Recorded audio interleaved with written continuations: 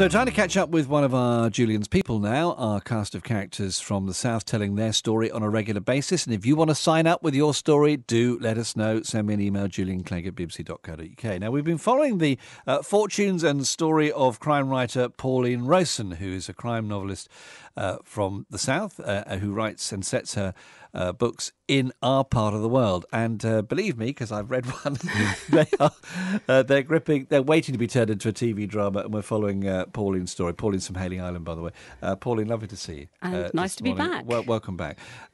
So first up, I mean, you're someone who never stops, because there seems to be a book coming out all the time. Yes, it's very hectic. I'm actually writing 2 a year at the moment. Yes. So, but I'm enjoying it. Yeah, very really? much. So I write one, at the moment I'm writing one D.I. Andy Horton novel a year, which is, as you know, my detective set in Portsmouth, and one Art Marvik a year, which is my new character. And he goes a little bit further afield than Andy Horton. He comes to Southampton. He does. But also in the and new the Isle book. Of Wight. And the Isle of Wight. And in the new book, Dangerous Cargo, which has just come out, he goes along to the Dorset coast. So that's set along the Dorset coast as well. It's the Solent area, basically. It if is, we're blunt, yes, which is great. Yes, it is basically the Solent area. I think there's a lot going on here. I mean, there's a lot of activity. It's one of the busiest ports. Well, Portsmouth and the Solent is one of the busiest areas in the world. So there's always something that can inspire me, really. Now, in the Art Marvik book I was reading, he even goes off to Littlehampton. He does. And is all that in that? But it's really atmospheric. He turns up in the night and all. Is that all as is? I mean, have you gone down and found that track he walks along and all that kind of stuff? Yes, I do. And the pub. Yes, I do. Absolutely. Really? And the pub, and the same for the new one. Yes, I do my research. I do a little bit of research online if it's not in my immediate area, because as you said, you know, I live locally. I know the area very well. So I do go out and research. But if it's a bit further afield, like to Littlehampton or down to Dorset, Swanage is in the new book, then I will look online and then I will go and visit with my husband, who's always got a camera. Who's over there? You know, hello, he's in the corner of the studio. Mention him by first name? Oh, Bob. Yeah, yes, of course. Bob. Hi, Bob. Yes, we mentioned Bob.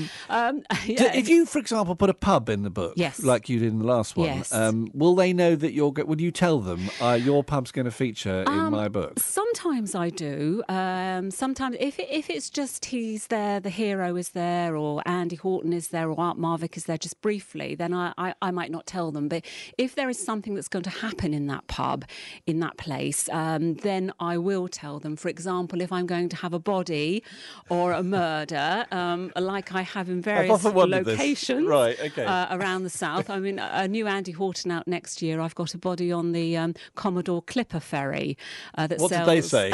from Portsmouth have you to spoken Guernsey. to them? I have indeed, and they were superb, absolutely brilliant. Really?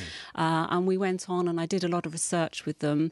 And Solent Forts is another one, because that's a very good place to put a body or to have an incident. If you're just tuning in, by the way, this is a crime novelist on Radio Solent. We're not talking about a news story. This is fiction. It is fiction, yeah. That's great. But yes, I do like to research, because you get a lot more from actually physically being in an area and seeing where your characters would walk than you do just looking on the internet. Yes.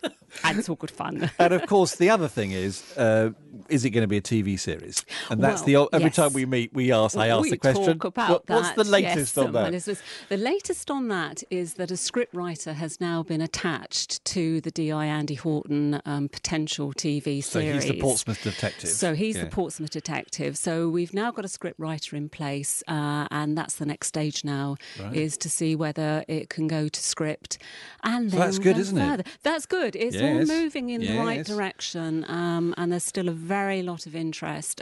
So I'm just, it's just a long, slow process, and I'm just keeping my fingers crossed that it works out. Got to ask, Pauline, Art Marvik, who's your new hero and in this new book. Yes. Are you enjoying him as much or more or just different to D.I. Andy Horton? I am enjoying him. It took me a while to get into him, because when I was writing, I didn't want him to be the same as Andy Horton, who, you know, is my great hero. So it's taken me a while, and now I've written the second one, Dangerous Cargo. He's developing a lot more. I like him because he's a bit more mavericky. You see, because he's not a copper. Right. He's a marine investigator attached undercover to my fictitious National Intelligence Marine Squad. Yes. NIMS for short. It's almost Bond-like. It's Bond-like. Yes. He can do things that a normal police officer wouldn't be able to do. Right. So that's where I can sort of push the boundaries a bit and make it a bit more thrillerish, if you like. Well, look, Pauline, lovely to see you. I wish you well with the new book,